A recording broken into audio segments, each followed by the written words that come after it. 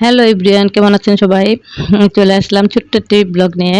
আজকে দেখাচ্ছি বিকেলের নাস্তা। আমরা অনেক সময় সকালবেলা যে নাস্তা খাই পাউরুটি। তো অনেক সময় দেখা যায় পাউরুটির কয়েক পিস থেকে যায়। তখন সেটা দিয়ে আমরা বিকেলে সুন্দর একটা নাস্তা তৈরি করে নিতে পারবো। আজকে আপনাদের সাথে সেই জিনিসটাই শেয়ার করতেছি।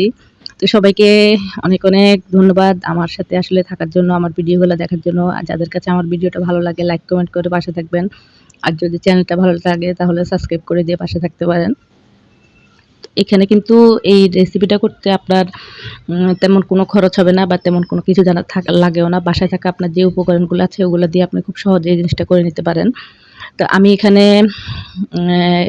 করার জন্য একটু আলু কুচিয়ে নিয়েছি। আসলে এটা গ্রেটার দিয়ে আমি গ্রেট করে নিয়েছি।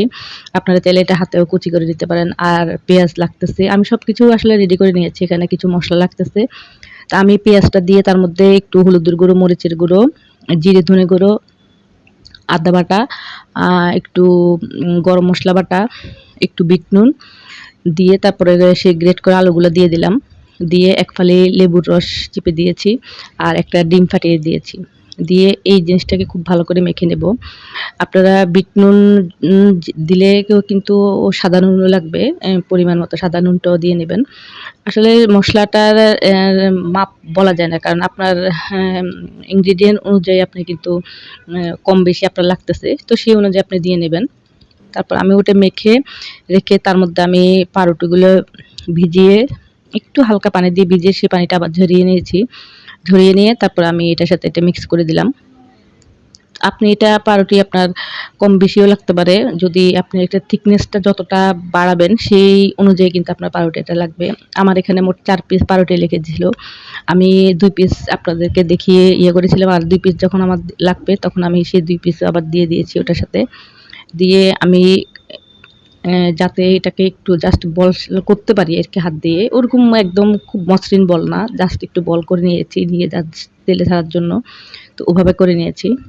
তো আমি একটা ১ম এ দিয়ে চেক করে নিয়েছি যে আমার তেলটা কতটুকু গরম হলো। এটা কিন্তু খুব হাই হিটে ভাজা যাবে না। মিডিয়াম হিটে ভাজতে হবে।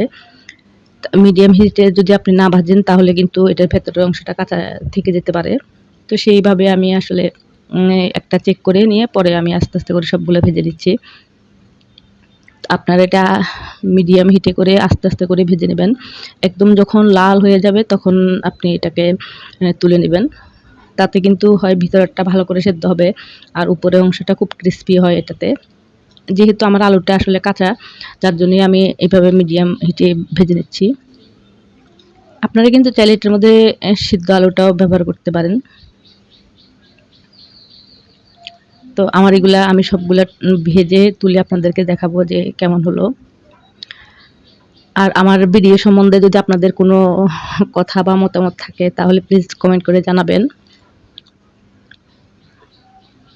আমার সবগুলো যখন ভাজা হয়ে যাবে তখন আমি আপনাদেরকে তুলে দেখাবো যে কেমন হলো।